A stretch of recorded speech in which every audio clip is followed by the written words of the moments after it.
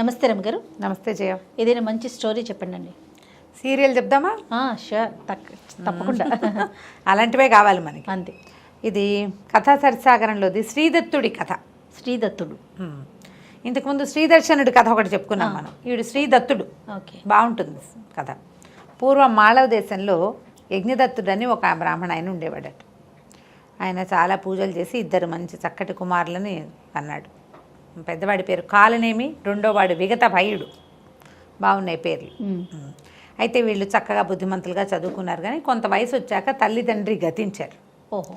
వీళ్ళు ఏం చేశారంటే తమ దేశం నుంచి కొంచెం వేరే ప్రాంతానికి వెళ్ళిపోయి పాటలీపుత్రం వెళ్ళారు. ఇక్కడి నుంచి మాళవం నుంచి పాటలీపుత్రం వెళ్ళి అక్కడ ఒక గురువుగారి పంచం చేరి చదువుకున్నారు. చదువుకుంటే పిల్లలిద్దరూ చాలా బుద్ధిమంతులు, చక్కగా గట్టిగా చదువుకుంటుంటే గురువుగారు ఏం చేశాడట, తన కూతుళ్ళిద్దరిని వీళ్ళిద్దరికీ ఇచ్చి పెళ్లి చేసి తన దగ్గరే ఉంచుకున్నాడు. అయితే ఇతనికి కాలనేమికి చుట్టుపక్కల చాలామంది స్నేహితులు ఉండేవాళ్ళు. కొంచెం బాగా చదువుకున్న వాళ్ళకి డబ్బులున్న వాళ్ళ స్నేహాలు అవుతాయి, వీళ్ళ తెలివితేటలు వాళ్ళు వాడుకుంటారు కదా.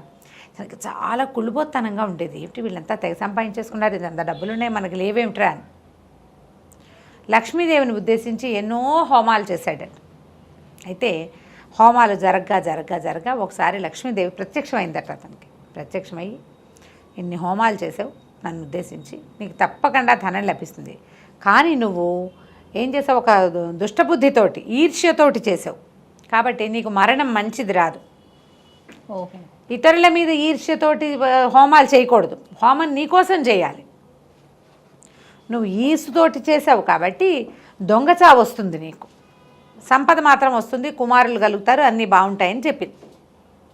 సరే, చావుకి ఎట్లా అయితే అయింది, బతుకు బాగుండాలి కదా అనుకున్నాడు ఆయన. కొంతకాలానికి ఈయనకొక కుమారుడు కలిగాడు. బాగా సంపాదించారు, విపరీతంగా డబ్బు వచ్చింది.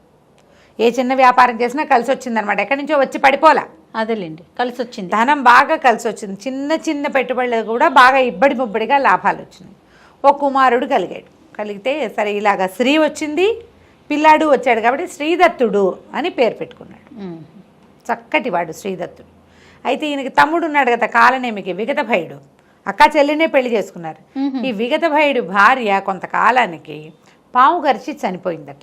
పిల్లాడు ఇంత వాడయ్యాక చనిపోతే ఆయన ఒక భార్య అంటే చాలా ప్రీతట. సంసారం మీద రోసి ఇక్కడ ఉండలేక ఆయన సన్యాసం తీసుకుంటానని ఇంట్లో నుంచి వెళ్ళిపోయాడు. అన్నదమ్ములు ఇద్దరి సంపదకి వారసుడు ఎవరు మిగిలాడు, ఈ శ్రీదత్తుడే మిగిలాడు. అయితే ఈ పిల్లాడికి చిన్నప్పటి నుంచి మల్ల యుద్ధం, రెజ్లింగ్ అంటే చాలా ఇష్టం. బాపన వస్తాదు అని రాస్తారు కథలో. వాళ్ళు ఉండరు కదా తక్కువ. ఆ రోజుల్లో బ్రాహ్మణ పిల్లలు ఏం చేసేవాళ్ళు, యజ్ఞయాగాదులు, పౌరోహిత్యం, యజ్ఞయాగాదులు అవే చేసుకునేవాళ్ళు. శాస్త్రం చదువుకోవటం, వేదం చదవటం, క్రమాంతం, ఘటాంతం, జనాంతం, అట్లాగా ఘన జట అలాంటివి చదివేవారు. వేద విద్య చదువుకునేవాళ్ళు. ఈ పిల్లాడికి మాత్రం ఎందుకనో చిన్నప్పటి నుంచి కత్తిడాలు వాటిని తిప్పటం బాగా, మల్ల యుద్ధం అంటే అతనికి ప్రీతి, యుద్ధ విద్యల మీద ఎక్కువ ఇష్టం. చాలా బాగా నేర్చుకున్నాడు, మంచి యాక్టివ్గా ఉండేవాడు. ఆ ఊళ్ళో మల్ల యుద్ధ యోధుల్లో మంచి పేరు వచ్చింది 22 ఏళ్ళు వచ్చేసరికి. అయితే ఏమైంది, ఆ ఊరి రాజుగారు, వీళ్ళున్న ప్రాంతానికి రాజుగారు వల్లభశక్తి ఆయన పేరు. ఆయన ఈ పిల్లాడిని చూసి ముచ్చటపడి, కుర్రాడిని చూసి తన కొడుకైన విక్రమశక్తికి దోస్తీ చేయించాడు. మా వాడితో పాటు ఉండు, రేపొద్దున అవసరమైతే మంత్రిత్వమో లేకపోతే సైన్యాధిపతో ఏదో ఒకటి అవుతాడు, మంచి డబ్బులు కలిగిన కుటుంబం. సరే, ఆయన ఏం చేశాడు, ఈ విక్రమశక్తికి తోడిచ్చి ఇద్దరిని కలిపితే దుర్యోధనుడు భీమసేనుడు లాగా ఉన్నారనమాట వాళ్ళు. అంటే ఒకళ్ళకొకళ్ళకి లోపల పడదని కదా అర్థం. అయితే ఈ అబ్బాయికి ఏంటంటే పెద్ద రాజ్యము ఆసక్తి అలాంటివి ఉన్నవాడు కాదు కదా. ఏదో తమ ఇల్లు వాకిలి, తమ వ్యాపారం, తన సరదాలు. ఇప్పుడు వ్యాపారంలో డబ్బు వస్తూనే ఉంది, అబ్బాయి సరదా, ఈ జిమ్ సరదా తీరుతూనే ఉంది. ఈ ఊర్లో రకరకాల పోటీలు జరిగేవి. ఈ పోటీలకు వచ్చిన వీళ్ళు ఫ్రెండ్స్ అయిపోయేవాళ్ళు. బాహుపాశాలి, వజ్రముష్టి అని ఇద్దరు ఫ్రెండ్స్ ఇతనికి. వీళ్ళతో పాటుగా అక్కడి నుంచి ఇక్కడి నుంచి అవంతి దేశం నుంచి దాక్షిణాత్యులు చాలామంది ఈ పోటీలకు వచ్చినప్పుడల్లా అట్లా కుదిరి ఇతనికి ఏంటంటే మంచి సింహబలుడు, ఆ బలుడు, ఈ బలుడు, ఉపేంద్ర బలుడు, తర్వాత నిష్ఠురకుడు, ఇట్లా 5-6 ఫ్రెండ్స్ మొత్తం కలిపి ఒక 1/2 డజన్ మంది ఇతన్ని ఎత్తుకు మోసేంత స్నేహితులుగా తయారయ్యారు. ఏదైనా ప్రోగ్రాం అంటే అందరు కలిసిపోయి చెరువు గట్ల మీద, గంగానది తీరంలో అక్కడ ఇక్కడ ఆటలు ఆడుకునేవాళ్ళు, పోటీలు పెట్టుకునేవాళ్ళు. ఇవన్నీ ఏమిటి, గేమ్స్, ఈ సరదాలు ఉంటాయి కదా. అయితే ఒకసారి ఏమైందట, గంగా తీరంలో కలుసుకోవాలని పెట్టుకున్నారు. ఆ పూట అక్కడ భోజనాలకి వెళ్ళారనమాట. వెళ్తే రాజుగారి విక్రమశక్తి తాలూకు పరివారం, అతనితో పాటు అతని అంగరక్షకులు, అతని స్నేహితులు, అతన్ని శవాష్ అనేవాళ్ళు, వాళ్ళు గుంపు. అక్కడి నుంచి మన శ్రీదత్తుడు ఈయన తాలూకు బాహుశాలి వీళ్ళంతా ఉన్నారు కదా, నిష్ఠురొక్కడు గ్రూపు, వీళ్ళంతా ఓ గ్రూపు 2 గ్రూపులు వెళ్ళారు. వెళ్ళేసరికల్లా అక్కడ ఏమైంది, ఆ ఆటలాడే క్రమంలో రాజు సైన్యాధిపతులు అట్లా ఒక చిన్న ఆటలాగా ఆడారు. ఈ ఆడేటప్పుడు వీళ్ళంతా ఏం చేశారు, మనలో వీడే కింగు అని చెప్పి శ్రీదత్తుడిని రాజుని చేసి తామంతా అతని సామంతులుగా ఆడారు. విక్రమశక్తి ఎలాగూ యువరాజు, అతని తాలూకు పరివారం అంతా అతన్ని రాజుని చేసుకున్నారు. 2 రాజులు మాట్లాడుకోవటము, 2 రాజులు యుద్ధం చేయటము, ఇలాంటి వ్యవహారం ఆడారు. ఆట వరకు చేస్తే ఈ విక్రమశక్తి కొళ్ళు మండిపోయింది. వీళ్ళిద్దరూ కలిసి ఫైట్ చేసేటప్పుడు రెండో వాడు రాజు కాదు, ఒక బ్రాహ్మణ అబ్బాయి. ఆ అబ్బాయి తగ్గాలి. వాడు వల్ల యుద్ధం చేయటమే ప్రాక్టీస్ ఉన్నవాడు. వాడు ఎందుకు తగ్గుతాడు? వాడు తగ్గపోయేసరికి తనకు ఒళ్ళు మండిపోయింది. వీడు నన్ను మించిపోయేలాగా ఉన్నాడు, వీడిని ఎలాగైనా అణిచేయాలని అనిపించింది.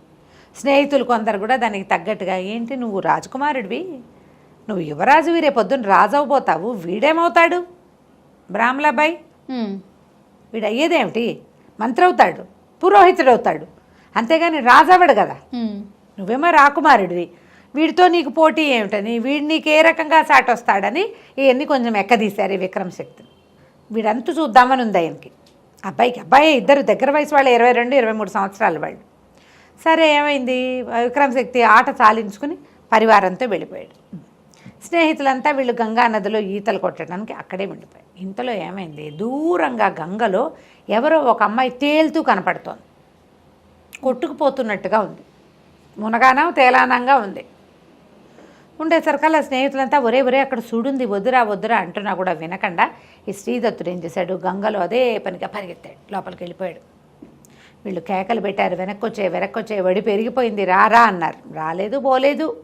అక్కడ చుట్టుపక్కల చేరిన బెస్తవాళ్ళు వాళ్ళు ఉంటారుగా, బాబు అక్కడ అన్నీ సుడిగుండాలండి, ఆ అమ్మాయి అందులో పడిపోతుంది, ఈయన అయ్యగారు కూడా వెళ్ళిపోయాడని వాళ్ళు గోల్ పెట్టారు. లబో దిబోమన్నారు ఫ్రెండ్స్. వీళ్ళకి అతను ఆచూకీ దొరకల. గంగలో దొరికినంత మేర ఈదారు, చూశారు అమ్మాయి కానీ ఇతను కానీ దొరుకుతారేమో, వీరు దొరకలేదు.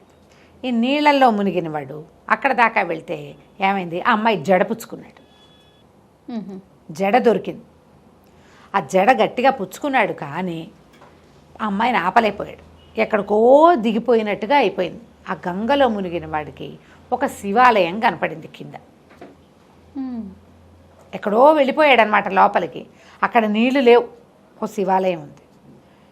ఏ అమ్మాయినైతే జడ పుచ్చుకుని తను బతికించాడో ఆ అమ్మాయి కనపడలా, మాయమైపోయింది అది.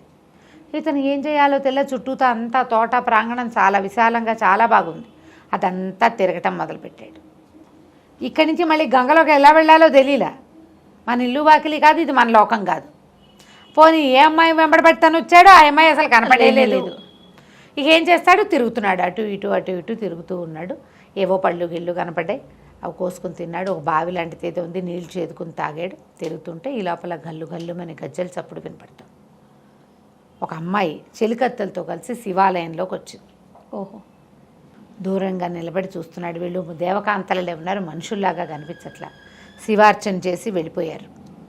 ఇతన్ని పట్టించుకోలే వాళ్ళు. సరే ఇతను ఏం చేశాడు, వాళ్ళ వెనకాల పడి వెళ్ళాడు. వెళ్తే ఒక పెద్ద రాజాంతఃపురం లాంటి అంతఃపురం.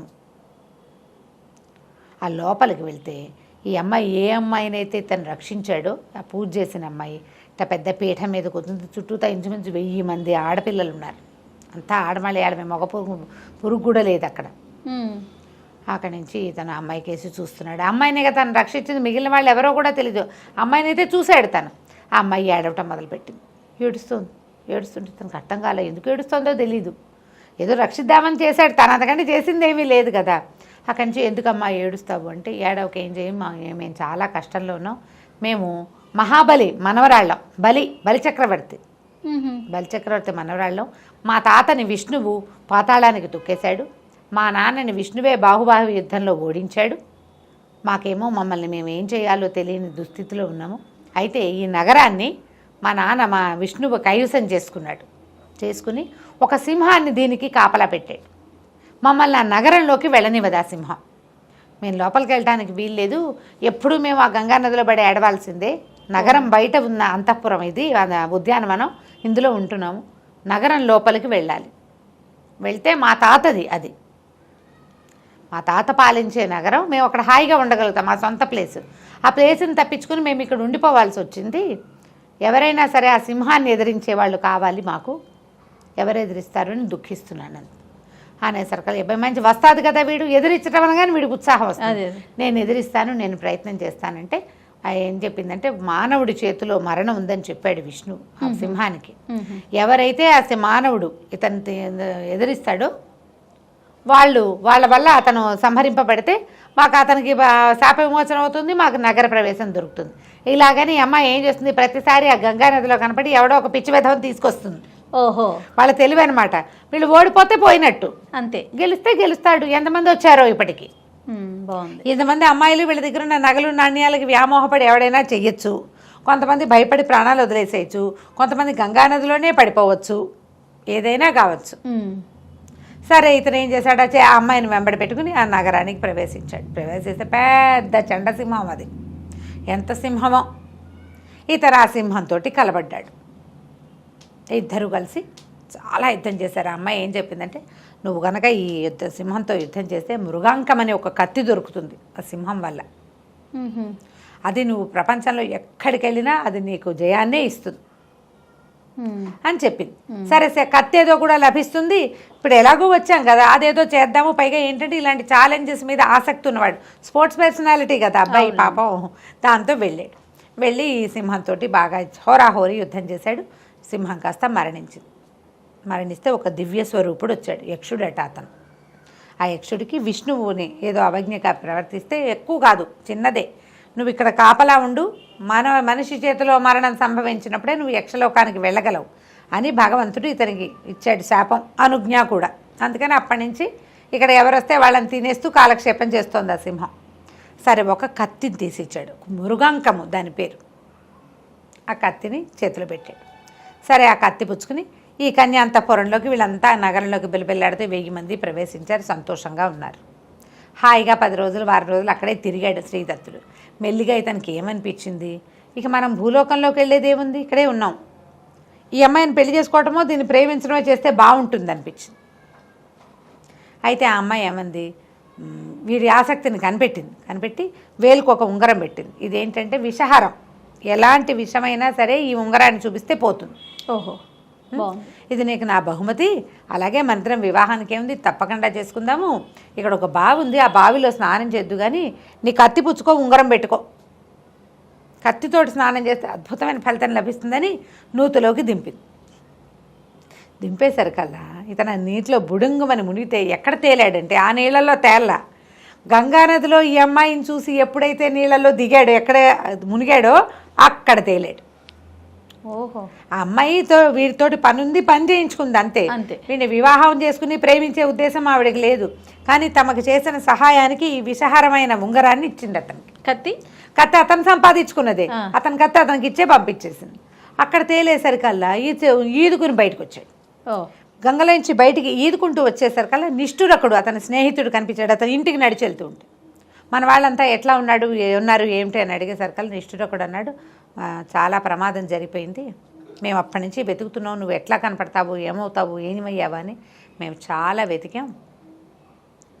ఏం చేయాలో తెలియని పరిస్థితిలో వెతుక్కుని మేము ఇంటికి వెళ్ళేసరికల్లా, ఇంటికి బయలుదేరాం. ఉండిపోయారు వీళ్ళు ఇక్కడ 3-4 రోజుల పాటు ఇక్కడే వెతుక్కుంటూ. అదేలే, మేము వెనక్కి వెళ్ళేసరికల్లా ఒకడు ఊళ్ళో నుంచి ఒకడు పరిగెత్తుకుంటూ వస్తున్నాడు. ఒకడు మనకు తెలిసిన వాడు ఏం చెప్పాడు, ఊళ్ళోకి వెళ్ళబోకండి, వల్లభశక్తి మరణించాడు, రాజు మరణించాడు నిన్న మొన్నట్లలో. మరణించంగానే విక్రమశక్తిని రాజుని చేశారు. అతనేమో ఇతని కోసమనే, ఈ అబ్బాయి కోసం, శ్రీదత్తుడి కోసం ప్రయత్నం చేశాడు. తండ్రి శ్రీదత్తుడు ఇంట్లో లేడని చెప్పేసరికల్లా శ్రీదత్తుని దాచి ఇలా అబద్ధాలు చెప్తున్నారని ఆయనని కాలనేమిని శ్రీదత్తుడి తండ్రిని కొరతేయించాడు. దొంగ మాటలు చెప్పాడని. లోపలికి మీరు ఊళ్ళో కనుక వెళ్ళారంటే శ్రీదత్తుడు దొరకని మిమ్మల్ని పట్టేస్తారు అని చెప్పేసరికల్లా మేము అక్కడి నుంచి పారిపోయాము. నువ్వేమైనా వస్తావేమో అనే ఆశతోటి నేను ఇక్కడ కాపలా ఉన్నాను, మనం ఇక్కడ ఉండకూడదు. దొంగ చావు లభిస్తుందని లక్ష్మీదేవి మొదట చెప్పింది కాలనేమికి, అది ఇలా జరిగిపోయింది. వీళ్ళకి ఊళ్ళో ఆసరా లేదు. ఓహో, ఈ కాలనేమి భార్య ఏమో ఈ భర్తకి ఇట్లా కొరతే కానీ గుండె పగిలి చచ్చిపోయింది. అమ్మ నాన్న ఇద్దరూ పోయారు. ఇతను అక్కడికి వెళ్ళి ఆ మృగాంకం అనే కత్తిని విషహారమైన ఉంగరాన్ని సంపాదించుకునే లోపల ఇక్కడ ఇతని జీవితం ఇలా అయిపోయింది. దాంతో ఇంకా ఏమీ ఆసరా లేక తన స్నేహితులున్న ఊరికి వెళ్ళిపోవడానికి ఇక్కడ ఉన్న ఆస్తిని కూడా వదిలిపెట్టుకోవటమే. నిష్ఠురకుడు తను కలిసి బాహుశాలి వాళ్ళ ఇంటికి వెళ్దాం మనము అని చెప్పి బాహుశాలి వాళ్ళ ఇంటికి వెళ్ళిపోయారు. నిన్ను కూడా అక్కడికే తీసుకొచ్చేయమన్నారని చెప్పాడు. వీళ్ళిద్దరూ కలిసి బయలుదేరారు. బాహుశాలి ఇంటికి వెళ్ళే లోపల ఏం జరిగింది, తర్వాత ఇతను తన రాజ్యాన్ని తన సంపదని, రాజ్యం లేదు ఇంక వీళ్ళకేమి, తన సంపదే రాజే తీసేసుకుంటాడు. ఇప్పుడు యజమాని చనిపోయాడు, ఉత్తరాధికారి లేడు అంటే ఆ మొత్తం సంపద అంతా ఎవరికి వెళ్తుంది? రాజుగారికే. అంతే. నిష్ఠురకుడు శ్రీదత్తుడు ఇద్దరు ఉజ్జయిని నగరానికి బాహుశాలి వాళ్ళ ఇంటి కోసం బయలుదేరారు. అయితే వెళ్ళే దారిలో వీళ్ళు చాలా దుఃఖంగా ఉంది. ఇతనికి అమ్మ నాన్న చచ్చిపోవడానికి కారణమయ్యాడు రాజు. వాళ్ళకి ఏ ప్రతిక్రియ నేను చేయలేకపోయా. ఆస్తంతా రాజు లాగేసుకుంటాడు. అది జరిగిపోయేది. అది ఇప్పుడు నేను ఇక్కడికి వచ్చి నేను ఏం చేయాలి? ఎంత బాధగానో ఉంది, ఏం చేయాలో తెలియదు. సరే నడిచిపోతూ ఉన్నారు. పోతూ ఉంటే ఒక స్త్రీ, ఒక ఆవిడ ఒక్కతే వెళ్తుంది. ఎవరమ్మా ఏమిటో దుఃఖిస్తోంది. ఏమిటమ్మా అంటే నేను మాళవానికి వెళ్ళాలనుకుంటున్నా, దారి తప్పిపోయాను అని చెప్తే సరే అది ఎలా ఉంది, ఉజ్జయినికి వెళ్ళే దారులు అంతా ఏదో పాడుపడిపోయినట్టుగా అట్లా ఉన్నది. ఏదో ఒక నగరం లాగా ఉంది కానీ ఏమీ లేవు అక్కడ. ఈ స్త్రీని ఏమన్నాడు, పోనీలేమ్మా మేము ఉజ్జయిని వెళ్తున్నాము, మాతో పాటు రా, ఈ రాత్రికి మేము ఒక పాత ఇల్లులాగా ఏదో ఇక్కడ పడుకుంటాము, మాతో పాటు నువ్వు కూడా అక్కడ పడుకో, రేపు ఉదయం లేచి అటువైపుకి వెళ్ళే దారి ఆ వైపు వెళ్ళే వాళ్ళు ఎవరైనా కనబడితే వాళ్ళతో వెళ్దు కానీ చీకటి పడిపోయింది కదా అన్నాడు. ఈ స్త్రీ కూడా ఆవిడ ఏదో ప్రౌఢ, ఒక 35-40 సంవత్సరాల దాకా కనపడుతున్నాయి. వీళ్ళు ఇద్దరు నిష్ఠురకుడు శ్రీదత్తుడు ఇద్దరు ఆహారం ఏదో తీసుకున్నారు, ఆవిడ కూడా ఏదో పెట్టారు, లోపల పోయి పడుకున్నారు. పడుకునేసరికల్లా ఈ 3:30-3:30 అట్లా అయ్యేసరికి శ్రీదత్తుడికి వాళ్ళ అమ్మ నాన్న కల్లోకి వస్తున్నారు. బాగా అలసిపోయాడు, పడుకోగానే నిద్ర పట్టింది. కానీ నాన్నో అమ్మో కల్లోకి వచ్చి మెలకు వచ్చింది. మెలకు వచ్చేసరికల్లా అదంతా చుట్టుపక్కల ఏదో విచిత్రమైన వాసన వస్తున్నట్టు అటు ఇటు చూసేసరికల్లా ఆ స్త్రీ ఎవరైతే ఉందో ఆ అమ్మాయి ఆ నిష్ఠురకుడిని తింటోంది. ఒక రాక్షసి స్వరూపంలాగా ఉంది. దగ్గరికి దూరం నుంచి చూస్తే ఆ అమ్మాయి అనుకున్నాడు, దగ్గరికి వెళ్ళి చూస్తే ఏముంది, రాక్షసి తినేస్తోంది, నిష్ఠురకుడిని చంపేసింది. అక్కడి నుంచి ఇతను కంగారు పడ్డాడు, ఏం చేయాలి? అప్పుడు అతనికి మృగాంకం కత్తి ఉంది కదా, ఆ కత్తి పుచ్చుకుని ఆవిడ మీద కలిపడ్డాడు. కలిపడితే మళ్ళీ విదిలించేసుకొని మళ్ళీ నిష్ఠురకుడి మీద పడిపోతుంది. పడిపోతుంటే ఏం చేశాడు, వెనక నుంచి ఇట్లా సీగ పట్టుకుని మెడ నరకబోయాడు. నరకబోయేసరికి ఎప్పుడైతే ఈ సీగ పట్టుకున్నాడో జుట్టు పట్టుకోగానే వెంటనే పెద్ద మోతొచ్చి ఆ రాక్షసి మాయమైపోయి ఒక అప్సరస ప్రత్యక్షమైంది. నేను అప్సరసని అయినా అప్సరసని నన్ను చంపద్దు, నాకు ఒక శాపం ఉంది. కౌశికుడు అనే మహామునికి చాలా తపస్సు చేసుకుంటుంటే నన్ను ఆయన్ని మోహింపజేయడానికి పంపించారు. నేను ఎంత అందంగా నాట్యం చేసి, ఎంత బాగా పాడి, ఎంత బాగా వీణ వాయించినా ఆయన నాకేసి చూడలేదు. తపస్సు భగ్నం చేయాలి, అది మా పని. అందుకని నేను ఈ అందాల రూపాన్ని వదిలిపెట్టేసి రాక్షసి రూపం ధరించి ఆయన్ని భయపెట్టడానికి పెద్ద పెద్దగా కేకలు పెట్టాను. ఆయన అది చూసి కళ్ళు తెరిచి, నువ్వు రాక్షసి వైపో, ఈ రూపంతో నన్ను బెదిరిస్తావా, విరుచుకు తిను కనపడ్డ వాళ్ళందరినీ, ఎవడైనా మానవుడు నీ సిగబడితే కానీ నీకు సరి రూపం రాదన్నాడు. అప్పటి నుంచి నేను ఇక్కడే ఉండి ఈ నగరంలో ఉన్న జనాలందరినీ తిన్నాను. నేను అదంతా నగరం ఉన్నవాళ్ళందరూ తినేసింది, అది ఉన్నాను. ఎవడైనా నా సిగబట్టే మానవుడు వస్తాడేమో అని చూస్తూ నువ్వు నా సిగబట్టుకోవటం వల్లే నాకు విముక్తి వచ్చింది అని చెప్పి నీకేం కావాలో కోరుకోండి, నాకేం కావాలమ్మా, నిష్ఠురకుడిని బతికించు, వాడు ఒకడే నాకు ఇప్పుడున్న దిక్కు అంటే నిష్ఠురకుడిని బతికించింది. ఆ బతికిన నిష్ఠురకుడిని తీసుకుని ఇతను మెల్లిగా ఉజ్జయిని నగరానికి వెళ్ళిపోయాడు. తెల్లవారేసరికల్లా ఉజ్జయినికి బయలుదేరారు. నడుచుకుంటూ పోయి ఆ బాహుశాలి వాళ్ళ ఇంటికి చేరారు. బాహుశాలి ఇంట్లోనే ఇతని తాలూకు స్నేహితులు మిగిలిన వజ్రముష్టి, ఉపేంద్రనాథుడు వీళ్ళంతా అక్కడే ఉన్నారు, స్నేహితులంతా ఉన్నారు. ఇక వాళ్ళతో పాటు ఉండిపోయారు. బాహుశాలి వాళ్ళ నాన్న అని బాగా చక్కగా చూసుకున్నారు. అయితే ఆ కాలంలో ఉజ్జయిని నగరానికి శ్రీబింబకుడు అనే ఒక రాజు ఉండేవాడు. శ్రీబింబకి ఆయన పేరు, బింబకి. ఆ రాజుగారికి మృగాంకవతి అని ఒక మహాసౌందర్యవతి అయిన కూతురు ఉందట. వీళ్ళు సరదాగా కాలక్షేపం చేస్తున్నారు. ఇక్కడ వీళ్ళకి ఉద్యోగాలు సద్యోగాలు ఏం లేవు. అక్కడ ఉన్న జిమ్ ఒకటి ఉంది, వాళ్ళకి నేటివ్ జిమ్స్ ఉండేవి అప్పట్లో, వ్యాయామశాలలు, వాటికి తిరుగుతూ ఉండేవాళ్ళు. అయితే ఒకసారి ఏమైంది, వసంతోత్సవం ఏదో జరిగింది. వసంతోత్సవంలో రాజకుమార్తెని కనపడింది ఇతనికి. కనపడితే ఇతని మనసు ఆమె ఎందు లగ్నం అయిపోయింది. అంతకుముందు ఇతను విద్యుత్ ప్రభను చూశాడు.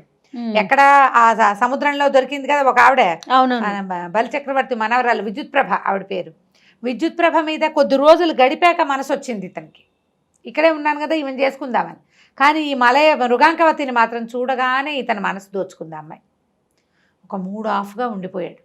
సాయంకాలం ఏమన్నారు స్నేహితులు, ఏరా అయ్యా ఇలా అయిపోయావు, నువ్వు డల్గా ఉన్నావు, పద ఆవిడ ఉద్యానవనంలో ఉంటుంది రాజకుమార్తె, చూద్దాం అక్కడికి వెళ్దాం. కుర్రాళ్ళు అట్లా చేస్తారు కదా, ఆ అమ్మాయి అక్కడ ఉంది బీటేద్దామని తీసుకుపోయారు. తీరా వీళ్ళు అక్కడికి ఉద్యానవనానికి వెళ్ళేసరికల్లా వీళ్ళకి ఒక స్నేహితురాలు కూడా ఒక అమ్మాయి కనిపిస్తుంది, విభావకి అనేటువంటి ఒక చెలికత్తె కూడా ఉంది. ఈ అమ్మాయి ఆ చెలికత్తె బాలు ఆడుకుంటున్నారు, ఉన్నట్టుండి కేకలు పెట్టారు ఆడవాళ్ళంతా. రాజకుమార్తెని పాము గరిచిందని కేకలు పెట్టారు. అది కన్యాంతఃపురం, అదే కాదు ఏమన్నా దాన్ని అంతఃపురం అనకూడదు, కన్యోద్యానం అనమాట. ఆడపిల్లలు మాత్రమే ఉంటారు, వాళ్ళ కాపలా కూడా మగవాళ్ళు ఉండరు. ఈ వీళ్ళు తృతీయ ప్రకృతులు, కంచుకి అనే ఒక క్యారెక్టర్ కనపడుతుంది. ఆ కంచుకి కాపలా ఉంటాడు, సైన్యం అంతా బయటే ఉంటుంది, వీళ్ళు ఎవ్వరూ మగవాళ్ళు లోపలికి వెళ్ళరు. ఆ పెద్ద పెద్ద కేకలు పెట్టారు ఆడవాళ్ళంతా. రాకుమార్తెని పాము గరిచిందంటే కంచుకి హైరాన్ పడుతూ బయటికి పరిగెత్తుకొచ్చాడు. రాకుమార్తెని పాము గరిచింది, ఎవరినైనా వైద్యగాళ్ళని పిలుచుకురండి, వైద్యుల్ని పాముల వాళ్ళని కేకేసుకురండి అని పెద్ద పెద్దగా గోలుగా అరుచుకుంటూ వచ్చాడు. వచ్చేసరికల్లా సరే ఇతను చెప్పాడు, నా దగ్గర ఉన్న ఉంగరము విషహారం అని చెప్పింది విద్యుత్ ప్రభ. ఏం చెప్పింది? విషం పోతుంది అని చెప్పింది కదా. అక్కడి నుంచి బాహుశాలి వీళ్ళు కేకలు పెట్టారు, మా దగ్గర ఒక స్నేహితుడు ఉన్నాడు, వారి దగ్గర ఉంగరం ఉంది, అతనికి మంత్రం కూడా తెలుసు, ఎలాంటి విషయాన్నైనా ఆ పాము ఈ మంత్రం పనిచేసేస్తుంది, ఉంగరం పనిచేస్తుందని కేకలు పెడితే ఈ కంచు గెంచేశాడు, రానాయన అని చేతులు గుచ్చుకొని లోపల తీసుకెళ్ళాడు. ఆ పావు గరిచి పడిపోయి నురగలు కక్కుతున్న రాకుమార్తెకి ఆ ఉంగరాన్ని తగిలిచ్చేసరికల్లా విషం హరించిపోయి రాకుమార్తె లేచి కూర్చుంది. వెంటనే నిమిషంలో ఏమవలా, సమయం పట్టింది కానీ జరిగిపోయింది. ఓకే. అందరూ కేరింతలు కొట్టారు, బతికేసింది ఇంకేమిటన్నారు. అంతా వెతికి పావును చంపేశారు. చంపి తగలబెట్టేసి రాకుమార్తెని అంతఃపురానికి తరలించారు. రాజుగారు తెలుసుకున్నాడు జరిగింది ఏమిటి, ఇది చాలా బాగుంది, మంచి పని చేశాడు ఈ అబ్బాయి ఎవరో అని చెప్పి రాకుమార్తెను బతికించినందుకు ఆమె ఎత్తు ధనాన్ని ఇచ్చాడట వీళ్ళకి. ఇతను ఏం చేశాడు, బాహుశాలి వాళ్ళే పేరెంట్సే కదా, ఇతను తన్ని ముంచుకున్నారు, వాళ్ళ అమ్మ నాన్న తను అట్ట పెట్టుకున్నారు ఇంట్లో. ఈ సంపద అంతా బాహుశాలి వాళ్ళ ఇంట్లో అప్పచెప్పాడు, మీరే ఉంచుకోండి, మమ్మల్ని ఇంతకాలం నుంచి పోషిస్తున్నారు, ఇంకా మేము ఇక్కడే ఉంటాం కదా అని. అయితే ఎంతసేపు ఇతనికి ఆ అమ్మాయి వస్తూ ఉండేది. ఈ అబ్బాయి బ్రాహ్మణుడు, పైగా సొంతది లేక ఇక్కడికి వచ్చి ఉన్నాడు. రాకుమార్తెని అడిగితే వివాహం ఎట్లా కుదురుతుందో, అవునవును, రాజు ఏమంటాడో. అయితే మిగిలిన వాళ్ళు అన్నారు, అదేమిటి గాంధర్వ వివాహం, ముందు రాక్షస వివాహం తర్వాత గాంధర్వ వివాహం చేసుకోవచ్చు, రాకుమార్తెని తీసుకెళ్ళిపోదాం, అసలు ముందు ఆవిడకి మనం నీ మీద ఇంట్రెస్ట్ ఉందో లేదో కనుక్కో. ఈ లోపల ఏమైంది, ఆ విభావకి అనేది ఈవిడ చెలికత్తుంది.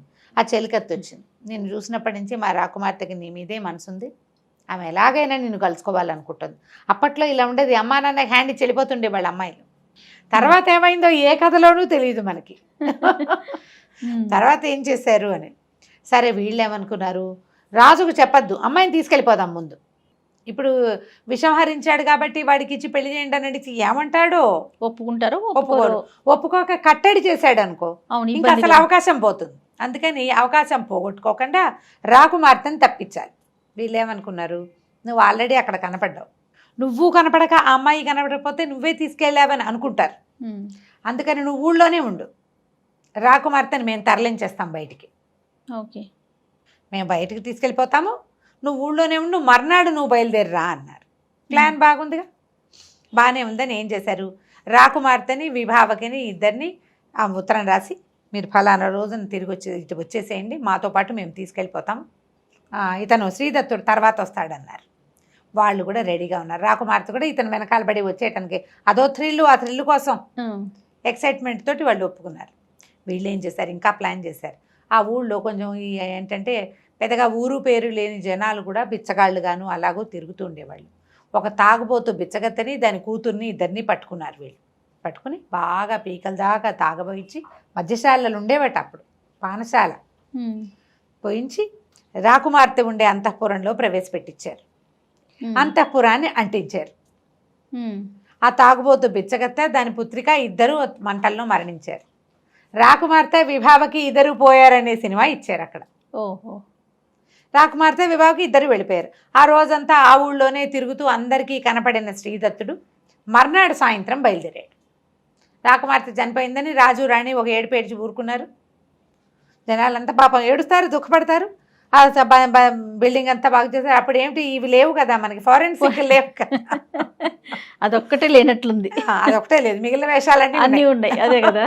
అక్కడి నుంచి ఇతను బయలుదేరి వెళ్ళేసరికల్లా ఏముంది, ఈ స్నేహితులంతా దెబ్బలు తగిలిపడి ఉన్నారు. ఇదేమిట్రా ఏమైంది అంటే, మేము రాజకుమార్తెను తీసుకుని బయలుదేరిపోయాము, కొంత మట్టుకు వచ్చాక ఒక రాజపుత్ర సమూహం ఒకటి వచ్చింది, అందులో ఒక క్షత్రియ యువకుడు ఒకడు ఈ అమ్మాయిని చూసి సరదాపడి మమ్మల్ని జయించి, వీళ్ళంతా ఒట్టిగా ఏదో వస్తాదులే కానీ అంత పెద్దగా కత్తు కటార్లు తిప్పగలిగేవాళ్ళు కాదు, మమ్మల్ని జయించి అమ్మాయిని తీసుకెళ్ళిపోయారు. ఓహో.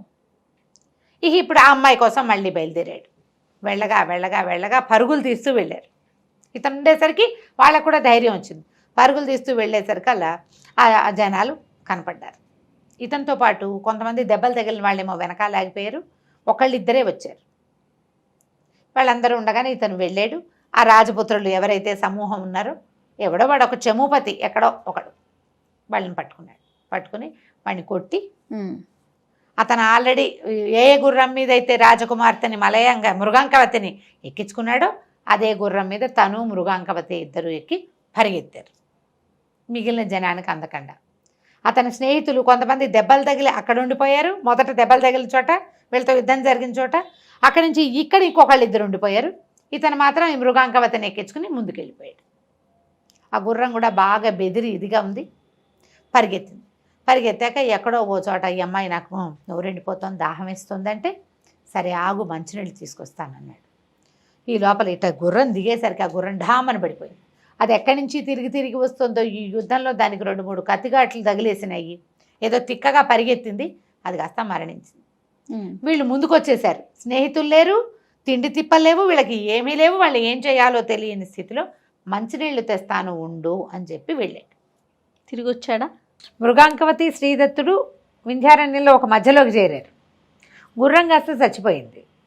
అమ్మాయి మంచినీళ్ళు కావాలంటోంది. సరే దాహం వేస్తుంది కదా, అదే ఉండు ఇక్కడే, ఆ చచ్చిపోయిన గుర్రం గుర్తుగా ఉంది, అమ్మాయి నువ్వు చెట్టు కింద కూర్చోబెట్టాడు, మంచినీళ్ళు తెస్తానని వెళ్ళాడు. ఇంతలో సూర్యాస్తమయం అవుతూ ఉండగా ఇది జరిగింది. ఈయన నీళ్ళకి ముందుకెళ్ళేసరికల్లా సూర్యుడు వాలిపోయాడు. అడవుల్లో ఏమిటంటే సూర్యుడు కొంచెం కుంగాడంటే చటుక్కుని చీకటి పడిపోతుంది. అప్పటిదాకా ఏంటో వెలుగున్నట్టే ఉంటుంది, ఒక్క దెబ్బకి మొత్తం చీకటి. ఈయనకి మంచినీళ్ళు అయితే దొరికాయి కానీ దారి దొరకల. ఆ మృగాంకవతి ఎక్కడుందో వెతికి తిరిగి ఎట్లాగో తెల్లవారుజాముకి తన గుర్రం చచ్చిపడి ఉన్న చోటికి వచ్చాడు. తెల్లవారుజాము అంటే 3:30-4 అయ్యేసరికి వెలుగు రావడం మొదలు పెడుతోంది. చచ్చిపడిన గుర్రం అక్కడే ఉంది, మృగాంకవతి లేదు. ఇక అమ్మాయి కోసం అటు ఇటు వెతకడం మొదలుపెట్టాడు. చెట్టు ఎక్కి చూద్దాం అనుకున్నాడు. ఈ అమ్మాయి కోసం వెతికి హైరాణలో తన దగ్గర కత్తి ఉంది కదా, మృగాంకము, దాన్ని కింద పెట్టేశాడు. కత్తి కింద పెట్టేశాడు, చెట్టు ఎక్కాడు. చెట్టు ఎక్కేసరికల్లా ఏమైంది, ఒక బోయేవాడు కనిపించాడు. ఆయన ఒట్టి బోయేవాడుగా కాకుండా ఏదో కింగ్లీ ఫీలింగులతో ఉన్నాడు, కొంచెం ఇదిగా ఉన్నాడు. నగ అది డిఫరెంట్గా ఉంది, అతను పెట్టుకున్న తలపాగా కూడా డిఫరెంట్గా ఉంది. ఎవరు ఏమిటని కేకేశాడు. అతను దుఃఖంతో దిగొచ్చి, నా భార్య ఇక్కడే ఉండాలి. ఏమిందంటే, అయ్యో నీ భార్య నా అమ్మాయి, ఈ పక్కనే ఒక పల్లె ఉంది, పల్లెకి చేరింది మీ ఆవిడ, మరి నువ్వు ఏం చేస్తావంటే బయలుదేరి, ఇప్పుడు నా పరివారం కొంత ఉంది, కొంత అతనితో పాటు కొంత పరివారం ఉంది అని చెప్తూ కిందున్న కత్తి తీసి చేతపుచ్చుకున్నాడు. కత్తి తను తీసుకుని, నువ్వు వెళ్ళు, నీ కత్తి నా దగ్గర ఉన్నీలే, నేను ఉంచుకుంటాను, దుఃఖంతో ఉన్నావు, కత్తే మోస్తావు, అవును కదా పాపం, అంచేత కొంత పరివారంతో కలిసి మా బోయపల్లెకి వెళ్ళిపో, అక్కడ ఉండు, నేను వస్తాను, మీ భార్య కూడా అక్కడే ఉందని చెప్పాడు. చెప్పేసరికల్లా సరే ఒప్పుకున్నాడు. ఈ దుఃఖము, అయ్యో ఇంత దూరం అమ్మాయి వచ్చిన దగ్గర నుంచి కష్టాలుగానే ఉన్నాయి. అవును, ముందు వాడెవడో ఎత్తుపోయాడు, ఇప్పుడు వీడెవడో మా ఊళ్ళో ఉందంటాడు. సరే ఏం చేస్తాడు, కాళ్ళు ఈడ్చుకుంటూ ఆ పరివారంతో కలిసి పోయాడు. ఈ రాజుగారు వెళ్ళిపోయాడు. ఈ వెళ్ళిపోయిన వాడి పేరు శ్రీచండు. అక్కడి నుంచి తీసుకుపోయారు. ఎక్కడో ఉంది ఆ పల్లె, ఒక దాంట్లోకి ప్రవేశపెట్టారు. కాసేపు విశ్రాంతి తీసుకోమన్నారు. ఈయనేమో పడుకున్నాడు. రాత్రంతా అడవిలో నడిచాడా, అంతకుముందు రోజంతా యుద్ధమా, రాత్రంతా నడిచాడా, పొద్దునంతా ఏడ్చాడా. మధ్యాహ్నం అక్కడికి వెళ్ళేసరికల్లా వాళ్ళు ఇచ్చిన మంచినీళ్ళు మజ్జిగ ఇంకేదో పుట్టతైనా పుచ్చుకునేసరికి ఒళ్ళు తెలియని నిద్ర. భార్య ఇక్కడే ఉందన్న నమ్మకం, అమ్మాయి అక్కడే ఉందని. కత్తి లేదు, పెళ్ళాము లేదు, పడుకుని నిద్ర మాత్రం వస్తుంది. మరి సహజం కదా మనుషులకి. పడుకుని నిద్రపోయాడు. సరే నిద్ర లేచి చూసుకుంటే కన్ను చీకటి పడుతోంది.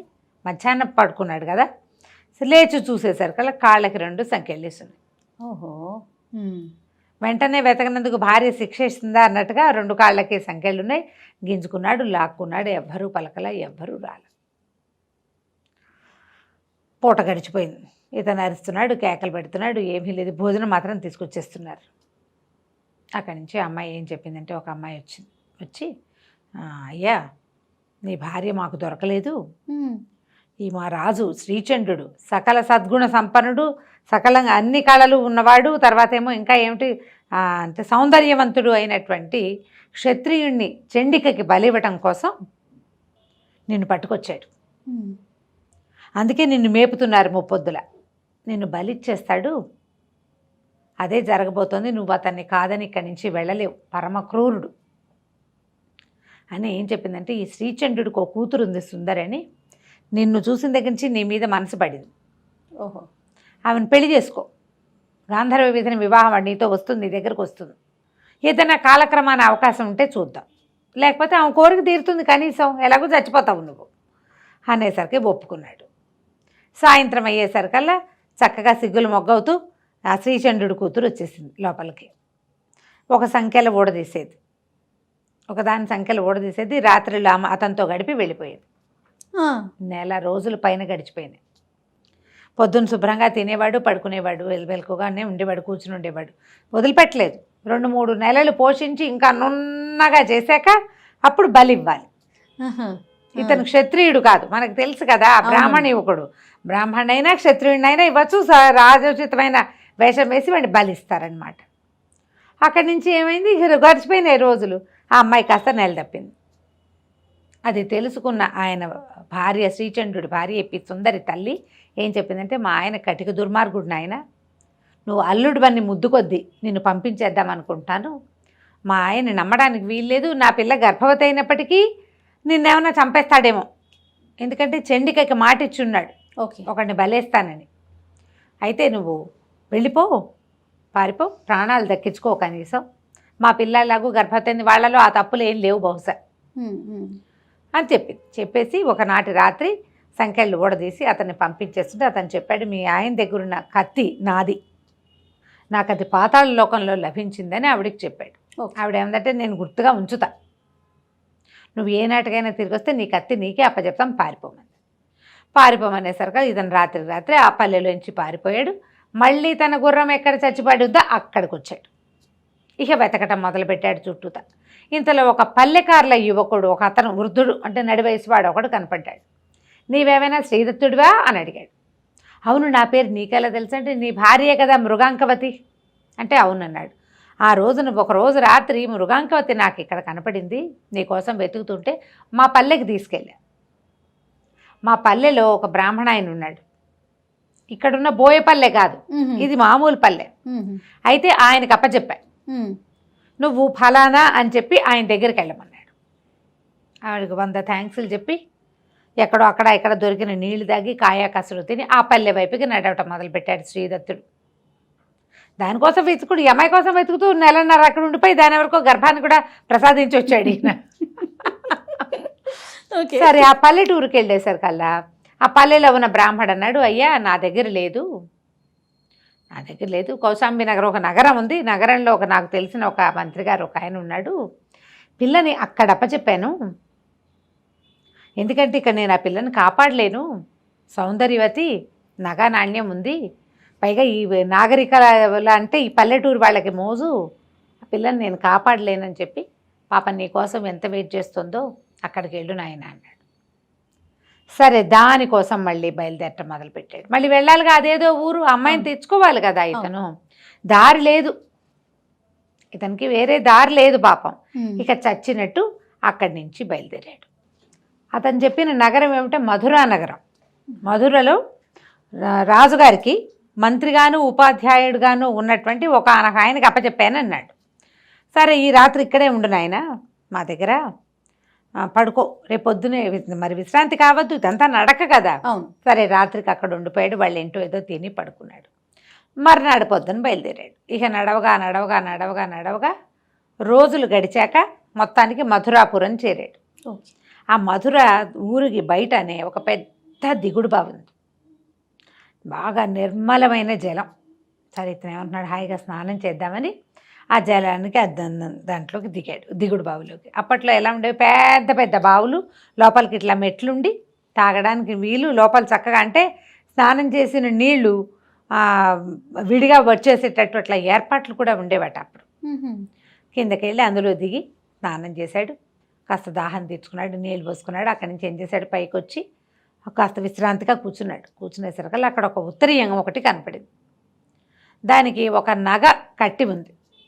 ఇతను బట్టలు తడిసిపోయినాయి కదా, ఆ ఉత్తరీయం కొత్తగా ఉండేసరికల్లా ఆ బట్ట తీసుకుని ఒళ్ళు తుడుచుకుని ఆ ఉత్తరీయాన్ని భుజాన్ని వేసుకుని వచ్చాడు.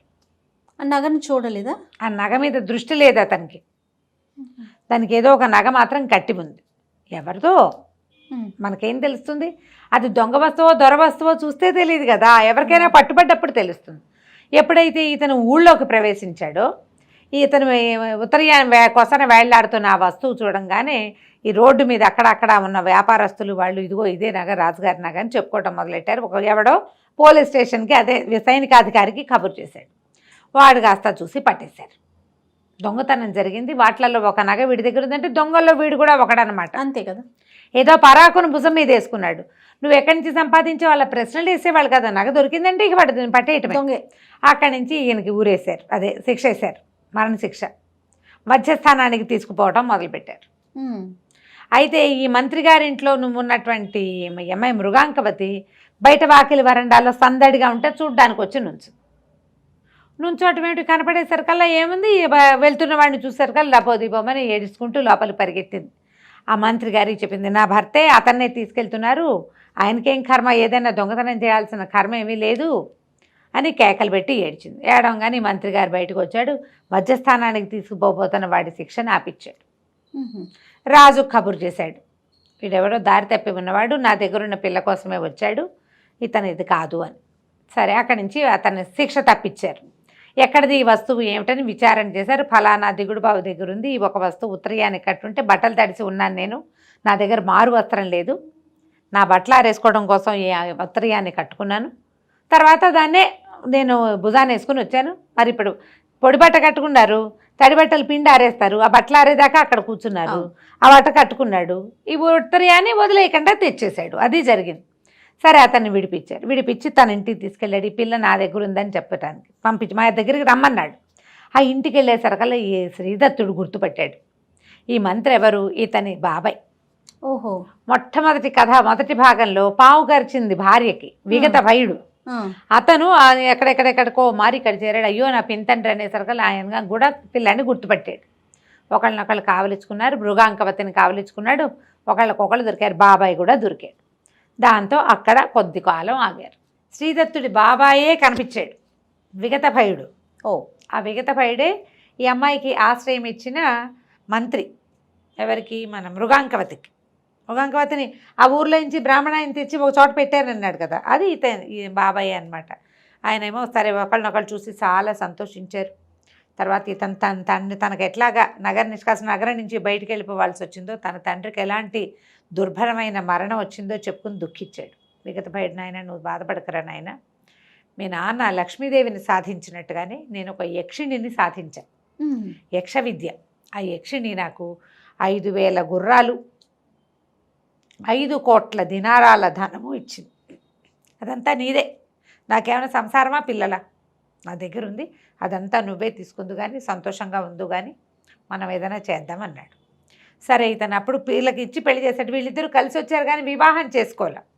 సరే అక్కడ పెళ్లి చేసుకున్నారు. కొంతకాలం అలా ప్రశాంతంగా ఉన్నారు. ఉన్న తర్వాత ఇతనికి ఏమనిపించిందంటే, ఇలా ఎక్కడో ఎందుకు ఉండాలి అని మొదట నగరం నుంచి తను పారిపోవాల్సి వచ్చింది. తన తండ్రి మరణానికి ప్రతిక్రియ చేయాలని ఉంది. ప్రతిక్రియ చేయాలంటే సరే మన ఊరు వెళ్దామనుకున్నారు. వెళ్దామంటే ఈయన ఏం చెప్పాడంటే విగత భయుడు, అతను పనిచేసేటువంటి మధురానగరపు రాజు సూరసేనుడికి ఒక కూతురు రాజకుమార్తె, ఇలా చాలా సౌందర్యవతి. నేను అమ్మాయిని కూడా మనతో పాటు బయలుదేరి తీస్తా, నువ్వు ఆ పిల్లని తీసుకెళ్ళిపో. మనం వివాహానికి ప్రపోజ్ చేస్తే బ్రాహ్మడికి ఇవ్వకపోవచ్చు, కానీ గాంధర్వ విధిని వివాహం ఆడారంటే రాజు ఒప్పుకుంటాడు. నేను మా అన్నయ్య కొడుకున్నాడు ఇవ్వండి అని అడగలేను. అప్పట్లో విధానం అట్లా ఉండేది. చూడండి, పిల్లని ఇప్పుడు పెద్దవాడు, ఓ పిల్లని తీసుకుని లేచక్కపో అని తమ అన్నయ్య కొడుక్కి చెప్తున్నాడు. అది తప్పు కదా కదా. కానీ ఆ కాలానికి అది కరెక్ట్.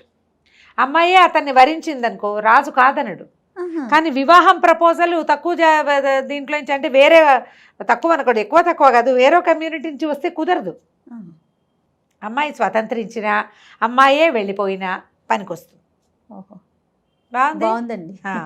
సరే, అక్కడి నుంచి ఏం చేశారు, భార్య భర్త వీళ్ళిద్దరూ మళ్ళీ మృగాంకవతిని తీసుకుని మన శ్రీదత్తుడు విగతభయుడు తమ దగ్గర ఏర్పడినటువంటి సైన్యం ఉందిగా, 5,000 గుర్రాలు ఇచ్చిందని చెప్పాడు కదా, ఈ గుర్రాల మీద రౌతులు అన్నీ ఏర్పరచుకుని సూరసేన మహారాజు గారి కూతుర్ని కూడా బయలుదేరి తీశాక ఏమైంది, ఆ అమ్మాయిని దారి తప్పించాలని అనుకున్నారు. ఆవిడ ఇంకో చోటకి వెళ్తుంది, ఏదో దేవాలయాన్ని కానీ బయలుదేరి తీసి వీళ్ళతో కలిపేసుకున్నారు. కొంత దూరం వెళ్ళేసరికల్లా సైన్యం ఓవైపు వీళ్ళు ఇంకోవైపు ఆ అమ్మాయిని కలుసుకోవడానికి ఇతను అటు వెళ్ళాడు. అదే సైన్యం నడుస్తోంది దాని దారినది ఎక్కడికి, వీళ్ళ కౌశాంబి వీళ్ళ మొదటి నగరం కోసం, ఉజ్జయిని కాదు వీళ్ళది సొంత నగరం ఏదో ఉంది కదా, ధారానగరమో ఏదో, అక్కడికి వెళ్ళిపోతున్నారు. ఇతను ఏం చేశాడు, భార్యతో సహా ఇటు పక్కకి కొంత దండుతోటి కొద్దిపాటి సైన్యంతో రాజకుమార్తెని కలుసుకోవటానికి పక్క దారి పెట్టాడు. కొంత దూరం వెళ్ళేసరికల్లా శబరులు పట్టేశారు వీళ్ళని, బోయేవాళ్ళు, శబర జాతి, బోయ జాతి, కోయేవాళ్ళు చాలామంది ఉంటారు కదా, పట్టేశారు. దొంగల్లాగా పడిపోయారు మీద, చేతికి అందిన వాళ్ళని చంపేశారు. సహాయం కోసం కొంతమంది తమ పూర్వ సైన్యం పక్కకి వెళ్ళిపోయిందిగా, అటు పరిగెత్తేశారు. రాజకుమార్తె ఏమైందో తెలీదు, భార్య ఏమైందో తెలీదు, ఇతన్ని మాత్రం పట్టేసి ఒక మహాచండి ఆలయానికి షిఫ్ట్ చేసేశారు. చండికాలయంలో పెట్టారు. అక్కడ ఒక గంట మోగుతుంటే మృత్యు గంటలాగా ఉందిట, పెద్ద చండికా విగ్రహం, చాలా పెద్దది. ఎంత పెద్దదో భయం వేసేలాగా, అది ఎట్లా ఉందంటే మృత్యుగృహంలాగా ఉంది. ఆ చండికాలయంలో తీసుకుపోయి కట్టేసేసరికల్లా ఏమైంది, సాయంకాలం అయ్యేసరికల్లా ఒక కోయ అమ్మాయి సంటి పిల్లాడిని ఎత్తుకుని వచ్చింది లోపలికి. ఈ కట్టేసి ఉన్నవాడిని చూసి అని తెల్లబోయింది, నువ్వెలా వచ్చావు ఇక్కడికి అని. కట్టేయబడ్డవాడు శ్రీదత్తుడు వచ్చింది. ఇంతకుముందు శ్రీచంద్రుడి కూతురు ఉంది కదా సుందరి, ప్రెగ్నెంట్ అయింది. ఆ అమ్మాయి పిల్లాడిని ఎత్తుకొచ్చింది. చూసేసరికల్లా తెల్లబోయింది, ఇదేమిటి నేను ఎవరు కట్టేశారు, ఎలా వచ్చావు నువ్వంటే, నేను ఇట్లా వెళ్తూ వచ్చాను, వీళ్ళు నన్ను కట్టేశారంటే ఆ అమ్మాయి వెంటనే తమ సైన్యాన్ని పిలిచింది. ఇది మన అల్లుడేరా నాయన, ఈయనే మన నాయకుడు అని చెప్పి ఆ కట్లు ఓడదించి భర్తను వెంబడి పెట్టుకుని బోయగూడానికి తీసుకుపోయి శ్రీచంద్రుడు మరణించాడు. ఏదో జంతువుతో యుద్ధంలో పళ్ళఘాట్లు పడి క్రమంగా కృషించి మరణించాడు. అతనికి ఒక్కతే కూతురు, ఆ ఒక్క కూతురు ఈ సుందరికి పట్టాభిషేకం చేశారు. ఆ బోయ సైన్యానికి అధికారిని అమ్మాయే. అమ్మాయి మొగుడు ఏమవుతాడు, ఆటోమేటిక్గా బోయ సైన్యానికి అధికారి అవుతాడు. అక్కడి నుంచి అమ్మాయి ఏం చేసింది, లోపల నుంచి అతని కత్తి తీసుకొచ్చి ఇచ్చింది. తండ్రి దగ్గర ఉండిపోయిన కత్తి ఇతంది కదా మృగాంకం, కత్తి తీసుకొచ్చి ఇచ్చి, నువ్వు వెళ్ళి నీ రాజ్యాన్ని జయించుకునిరా, నేను ఇక్కడ నా సైన్యానికి ఇంకొక దారి లేదు, పిల్లవాడు పెద్దవాడు అయ్యేదాకా నేను ఇక్కడే ఉండాలి, పిల్లాడు కొంచెం పెద్దవాడు అయ్యాక వాడికి ఈ సైన్యాన్ని అప్పచెప్పి, అంటే ఈ బోయపల్లిని అప్పచెప్పి నీ దగ్గరకు వస్తాను, ఇంకో వివాహం చేసుకోను నేనని చెప్తుంది. ఇతనే భర్తగా అమ్మాయి ఉందన్నమాట. ఆ కాలంలో ఇలా ఉండేవాళ్ళు. ఇప్పుడు ఇందాకటి కాలం మనం ఏం చెప్పుకున్నాం, లేచకపోమని చెప్పటం, అది తప్పు. కానీ చూడు, కొద్ది రోజులు గడిపి రాజులు వెళ్ళిపోతే మరణించేదాకా వాళ్లే భర్తలుగా ఉండే జాతి. మనం దీంట్లో చూస్తాం, మహాభారతంలో హిడింబి, ఆవిడ రాక్షస కాంత, భీముడితో గాంధర్వ విధిని వివాహం చేసుకుంది. వాళ్ళ అమ్మ అన్నయ్యలు ఉన్నారు, తమ్ముళ్ళు ఉన్నారు కాబట్టి దండలు మార్చుకుని పెళ్లి చేసుకుని ఉంటారు. ఆవిడకు ఒక సంతానం కలిగేదాకానే ఉన్నారు. సంతానం కలిగాక భీముడు వచ్చేసాడు. ఆ తర్వాత మళ్ళీ భీముడు వెళ్ళి హిడింబిని కలిసిన కథ అసలు మనకు కనపడదు. కానీ ఆవిడ భీముని భార్య, ఆ పిల్లవాడు భీముడు కొడుకు. మళ్ళీ ఆవిడ పెళ్లి చేసుకున్న దాఖలాలు లేవు, ఎక్కడా లేవు. మత్స్యవ్యాయోగం అని భాసుడు రాసినటువంటి ఒక నాటకం ఉంది. ఆ భాసనాటక చక్రంలో, భాసనాటక చక్రం చాలా అద్భుతమైన బోల్డ్ అని రకరకాల నాటకాలు ఉన్నాయి. అందులోది ఈ మధ్యమ వ్యాయోగం. అందులో భీముడు వెళ్ళి ఘటోత్కచుడిని హిడింబిని కలిశాడన్న ఒక కథ, నాటకీయమైన ఒక కథ రాశారు. అలాంటి కథల్లో తప్ప మహాభారతం మెయిన్ థింగ్లో అసలు వీళ్ళు వాళ్ళు కలిసిందే లేదు. అతను మాత్రం తన తండ్రి తన బాబాయిలు యుద్ధం చేస్తుంటే వాళ్ళకి సహాయం చేయడానికి వచ్చి మరణించాడు ఘటోత్కచుడు. మన ఘటోత్కచుడు కుమారుడు కూడా వచ్చాడు తన తాతల్ని హెల్ప్ చేయడం కోసం. చూడు ఇది ఎట్లా ఉంది. అవును అవును. మన అర్జునుడు వెళ్ళి నాగకన్య ఉలూచిని వివాహం చేసుకున్నాడని, ఇంకెవరినో వివాహం చేసుకున్నాడని, బభ్రువాహనుడు పుట్టాడని, వాళ్ళు కూడా వీళ్ళకి భార్యలుగా అలాగే ఉండిపోయారు. మళ్ళీ పెళ్ళిళ్ళు అవి లేవు. మన కాశీ మజిలీ కథల్లో కూడా అంతే.